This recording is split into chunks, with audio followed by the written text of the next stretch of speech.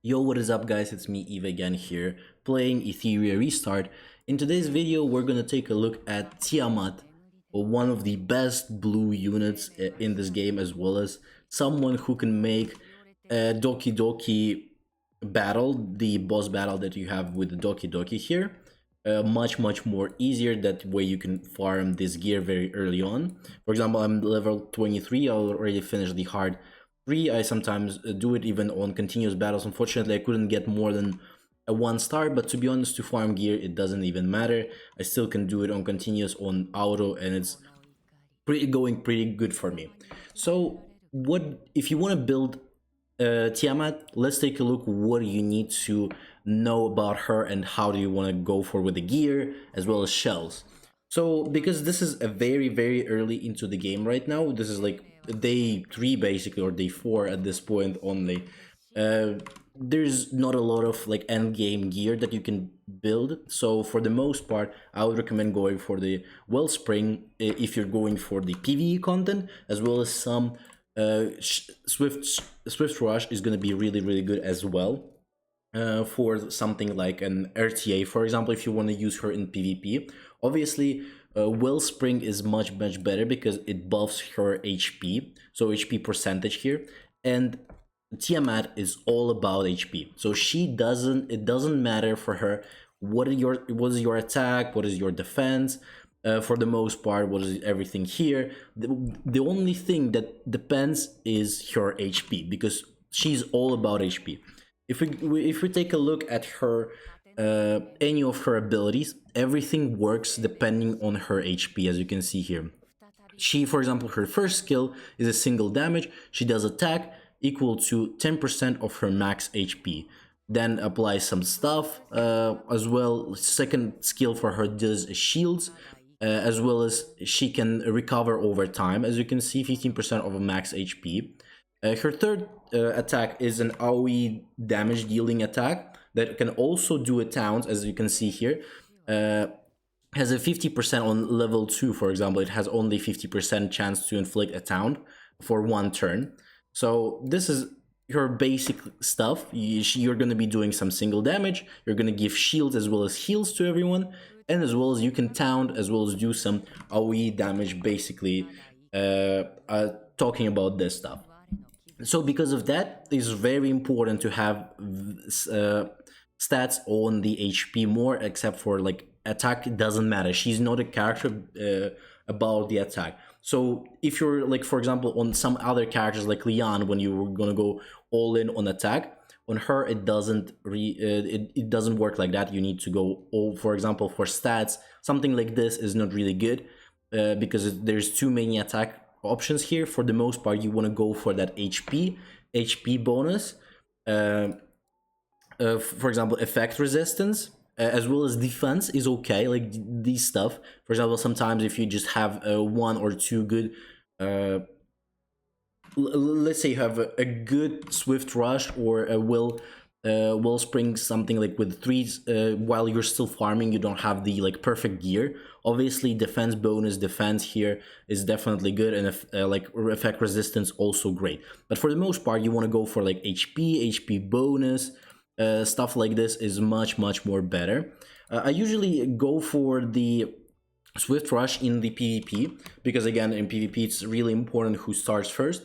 But again, while again, for now it's really early in game, I can't get gears that have 3 swift rush and 3 well springs, and because of that I can't really use like two pairs at the same time. And because of that, I have to kind of go for either full wellspring or full swift rush. So I would recommend for PvE, again, use Wellspring. For PvP, Swift Rush if you want to really use her in PvP. But I would say there is better characters in for PvP for now, because she's kind of like a mid to end game character more, because again, she really depends on HP, and early on, because you can't really output 2 of the same type, 2 of different types of effects here, like Swift Rushes, for example, Wellspring at the same time. It's really hard to do it, as well as you can see, you don't get these a lot of these effects or for example, you don't get the 12 pieces on each, and because of that, it's better to just go for anything other than that. For the skill priority, I would say, like, for example, it's really easy to get to through level ones. Obviously, you can just farm these blue ones. The problem is the lattice. So for the most part, I would recommend going for third, because as well as her second one, because this is buffs defense and this buffs her HP. So third one is much more important. First one buffs attack, and for her again, it doesn't really matter. Because of that, you really want to go for all in on her third first, then for probably second skill, just so she can survive longer. Because again, she uses a lot of her HP percentage over her attacks, and because of that, she needs to have a good defense to survive longer. So based on that, you go like this.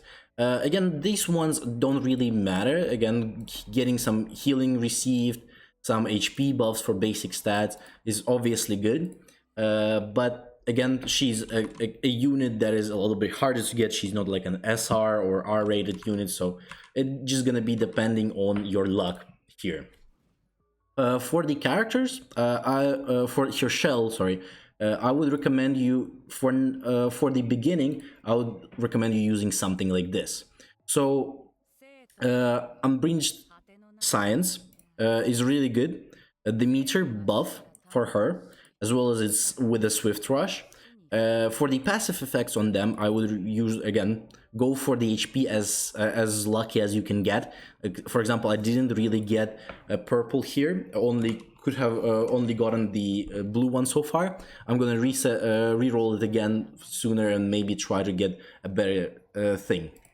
For the second one, again, it's also, if you can get HP, go for HP. If also defense and effect resist here, like this, for example, purple one really works for her as well, just purely buffing her stuff. She doesn't really, again, doesn't care about the attack, so don't go for attack here either. For the most part, this is how you want to have the passive effects on your character.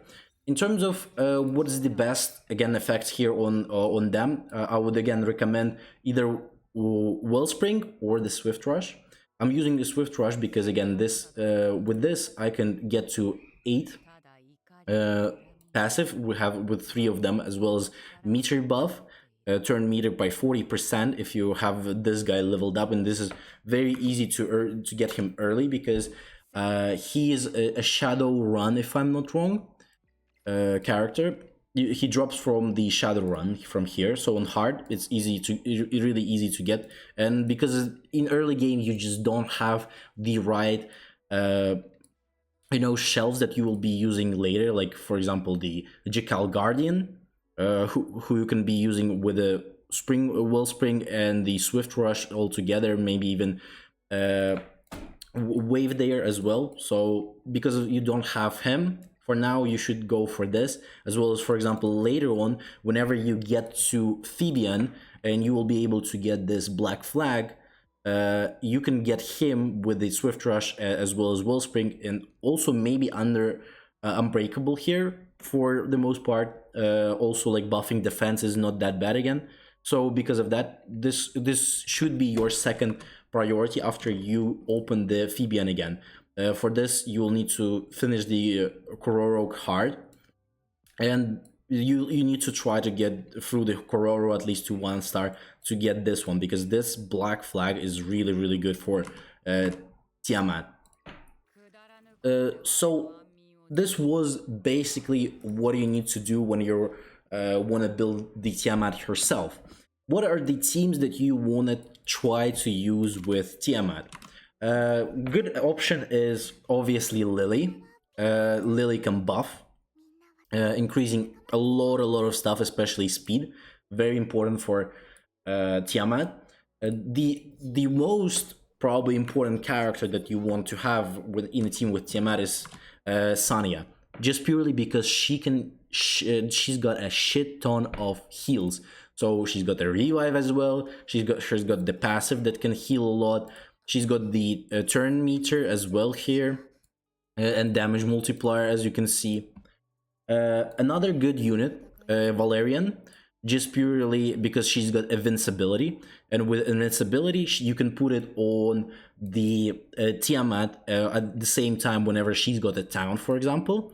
And that really neglects a lot of damage that she could get because of that town sometimes, as well as like equalizer of the HP. Also, for example, Tiamat loses a lot of HP really quick because of her, again, because of the percentage HP that she used to do damage, and because of that, it's easy to equalize the HP, and then it's just you just purely you'll be healing with the passive from here, or from even ulti can heal as well, but I don't recommend doing it too fast. You know, if you lose this very early, and for example Tiamat for some reason dies too quickly, this is where your revive could come in handy, and if you use it too early, this could be a little bit bad. Kraken is also good just purely because he can debuff a lot, as well as he can stun. So for PvP, I would recommend using Kraken with Tiamat just purely for her to get all of the stuff going on. For example, you get first shields, then you want to wait one turn until you can do the damage, and stuff like that. For that, the Kraken is really good. Gray is also kinda nice with her. He can, because he can buff her crit rate, as well as if you're gonna go for some substats on the crit rate. For example, right now I'm not going for that, but you can definitely go and do at least get better crit stats here, and because of that, he can really buff her, because again she has a pretty good crit damage, and because of that, Gray is also really played really well, as well as just Gray is really diverse unit, and because of that he can work with a lot of units, and so in the team with Tiamat he also works perfectly. Chiaki also works for as a healer for your team. This Chiaki would, I actually would say this Chiaki would be better just purely because she's a sub. Also Marvel for the like a sub DPS for you. He's gonna be your debuffer. The Obol also works. He's great dot character for the debuffer, as a debuffer as well. So you can try to use him. Pangus also works, but he's gonna be your like sub DPS as well. He's gonna be DPS on the other side. So for example, if you're going for two DPSs, one is gonna be Tiamat and one is gonna be Fungus. You can go that road. They work together really well. For example, in terms of what I use for clearing some stuff up, for example Doki Doki. Here, this is with what kind of team I'm using for now. Again, I'm using this type of team. You can switch whatever you like, another DPS right here, or you can just put, for example, Freya for buffing her, or Doki Doki as a buffer. Also, Kraken is working here too. Well, Gray here works, for example. But here, this Lily, Valeria, if I'm not wrong her name, yeah, Valeria, Sania, and Tiamat. And all three of them just purely here to buff Tiamat. She can do insane amount of damage. The follow-ups from Lily that she can apply, especially when she transforms into second form, she can do AoE damage. And because of that follow-ups, if you put the buff on her, she can do the follow-ups, and like almost every time the Lily do the follow-ups, she's gonna attack with the AoE damage, and that's really easy to clear a lot of content on Doki Doki because of that. As well as like any green unit here is gonna be okay, because these three are just here for her basically, and the last one is free for whatever character you want to use as another DPS or a sub DPS. Again, you can just put for example Marvel in here, and he's gonna be working really well as well, because he can just debuff as well as do some decent damage, and she's gonna be like demolishing everyone at that point. Other than that, hopefully you've liked the video. Don't forget to like, subscribe, leave a comment, as well as tell me what do you think about Tiamat after the buff. I still after the nerf of her, I still think she's a great unit, and I really like her. For me, I think she's still pretty OP, especially for Doki Doki fight, and I would recommend trying to build her if you want to clear this much more easier. Also join the Discord. I stream every day, so I post the notification beforehand in the Discord, so you will not miss any streams. I stream different games, Tokyo Ghoul as well as Ethereum Restart now. So hopefully I'll see you there on the streams. And don't forget again to like, subscribe, and I'll see you on the next one. Bye bye.